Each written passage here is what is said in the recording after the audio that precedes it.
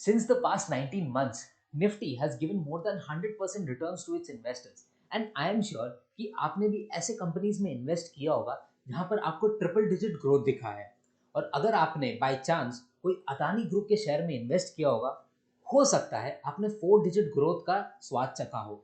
लेकिन ऐसे भी कुछ इन्वेस्टर्स हैं जिन्होंने बस शेयर का प्राइस ऊपर जाते हुए देखा, बट कभी उसमें इन्वेस्ट नहीं किया।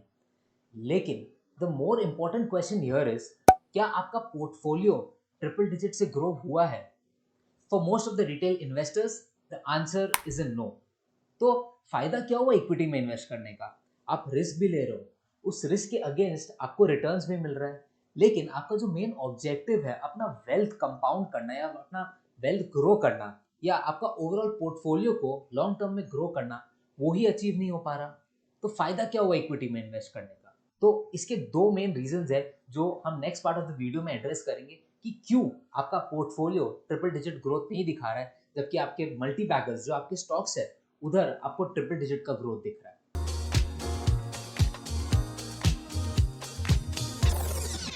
फर्स्ट ऑफ ऑल, जो भी दो पॉइंट्स मैं आपके साथ शेयर करने वाला हूँ, that is not restricted to stocks itself. आप इसे cryptos, mutual funds, ETFs, golds कहीं पर भी अप्लाई कर सकते हो। But for the sake of understanding, I will be using stocks as an example. आपने ये तो सुना ही होगा कि अगर किसी ने विप्रो या इन्फोसिस के आईपीओ के टाइम पैसा लगाया होता तो आज वो करोड़पति होता। बट हमारे किस्मत में कहाँ कि ऐसे कंपनीज आईपीओ के टाइम से हमारे पोर्टफोलियो में हो। लेकिन आई एम श्योर कि आपके या आपके पेरेंट्स के पोर्टफोलियो में अभी भी ऐसे स्टॉक्स होंगे जिसका आपने आईपीओ में अप्लाई किया होगा और आपको अलॉटमेंट के बाद आपने अभी तक उसे बेचा नहीं। अब क्यों नहीं बेचा? इसके दो रीजन हो सकते हैं। या तो आप भूल गए, या फिर आपने अपना रिसर्च किया और आपको लगता है कि आगे भी ये कंपनी अच्छी करेगी और इसका ग्रोथ प्रोस्पेक्ट्स अच्छा है, तो आपको इसे होल्ड करना है। अब हम आगे कंटिन्यू करेंगे सेकंड रीजन लेकर कि आपने अपना एनालिसिस किया है and you are optimistic about the company और आप इसे होल्ड करना चाहते हैं, लेकिन आप इसमें और पैसा इन्वेस्ट नहीं करना चाहते। अब क्यों नहीं करना चाहते? क्योंकि आपको ये लगता है कि जो मेरा एवरेज प्राइस है वो तो बहुत नीचे है, अब उसका शेयर बहुत बढ़ गया है, अब अगर मैं इसे खरीदूंगा तो मेरा एवरेज प्राइस भी बढ़ जाएगा, तो फायदा क्या है, उसे वैसे ही रहने दो। और चलो मैं मान भी लिया कि चलो इसमें इन्वेस्ट कर देते हैं, अगर एक दो महीना में कुछ ऐसा हो गया जिसके कारण मेरा शेयर 10 20 30% गिर गया, तो मैं तो लॉस में आ जाऊंगा।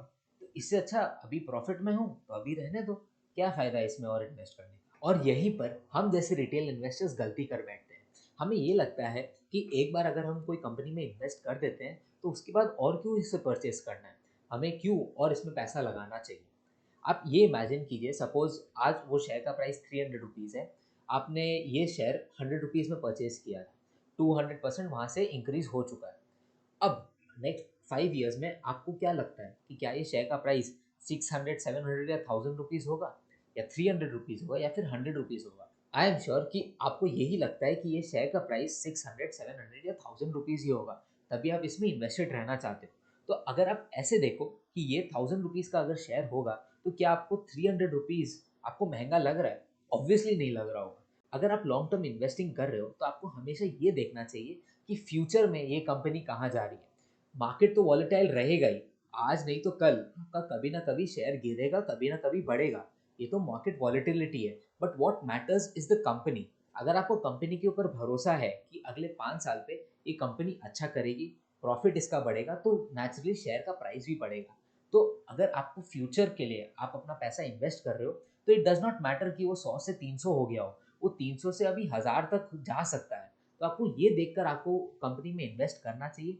आपको इसमें सिस्टमैटिकली इन्वेस्ट करना चाहिए। आपको एक बार में पैसा नहीं लगाना है, आप हर महीना लगाओ, हर क्वार्टर लगाओ, ताकि आपका जो प्राइस है वो एवरेज आउट हो जाए। बट प्लीज़, अगर आपको वो कंपनी के ऊपर भरोसा है, प्लीज़ उसे रख के छोड़िए मत। वो तो कंपनी का शेयर ग्रो करेगा, लेकिन आपका जो इन्वेस्टेड अमाउंट है, अगर वो आईपीओ प्राइस तक ही रहा, जैसे 10,000 या 15,000 रुपीज़ ही, तो आपका मैसिव वेल्थ क्रिएशन नहीं होगा। भले ही आपने कितना भी रिसर्च कर लिया हो, आपका जो इन्वेस्टेड अमाउंट है उसी के ऊपर आपका प्राइस अप्रिसिएशन होगा। तो हमेशा जब भी आपने कोई कंपनी सिलेक्ट किया है, आपको लॉन्ग टर्म के लिए होल्ड करना है, कभी भी लमसम में इन्वेस्ट मत कीजिए। हाँ, ये दूसरा बात है, अगर आपको और एक क्रैश मिल गया जैसे मार्च 2020 का, उस समय आपको लमसम में इन्वेस्ट कर देना चाहिए। बट यहाँ पर एक इम्पॉर्टेंट बात ये है कि आपका जो इन्वेस्टमेंट अमाउंट है वो यहाँ पर इंक्रीज होना चाहिए। अगर आपको कंपनी के ऊपर भरोसा है तो आपको इसमें मंथली क्वार्टरली जैसे भी यू आर सूटेड आपको इसमें इन्वेस्ट करते रहना चाहिए। अगर आप एक ट्रेडर हो या एक इन्वेस्टर हो, अगर आप शॉर्ट टर्म के लिए ट्रेड्स लेते हो या फिर लॉन्ग टर्म के लिए इन्वेस्ट करके छोड़ते हो, we all have done this particular mistake in our investing journey, that is not following allocations. अब एलोकेशन का मतलब क्या हुआ, इसको एक एग्जाम्पल की तरह समझते हैं। याद कीजिए वो टाइम जब आप एक कंपनी का शेयर परचेज करने वाले हो और वहां पर क्वांटिटीज में आपको क्वांटिटी लिखना है। जब आप क्वांटिटी लिखते हो, आपके माइंड में क्या है कि आपके माइंड में ये है कि मुझे कितना पैसा इसमें इन्वेस्ट करना है, या फिर आप एंटर करते हो इन द मल्टीपल्स ऑफ 5 और 10, maybe that number be 5, 10, 15, 20, 50, 100 and so on. For most of the people the answer is option number 2, but instead होना चाहिए ऑप्शन 1।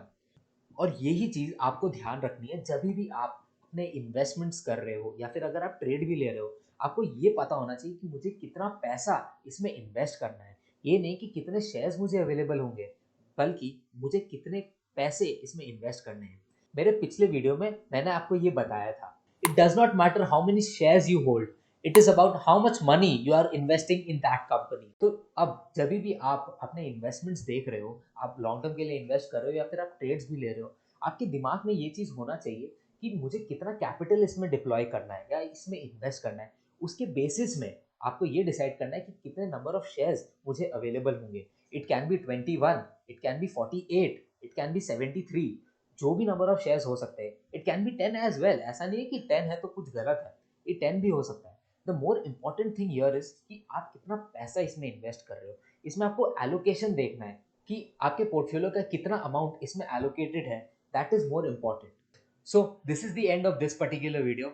आई होप आपको ये वीडियो से कुछ हेल्प मिला होगा, and if it was helpful for you, please hit the like button and share it with your friends and family so that they can also learn from this. See you in my next video. Till then, invest सोच समझ के।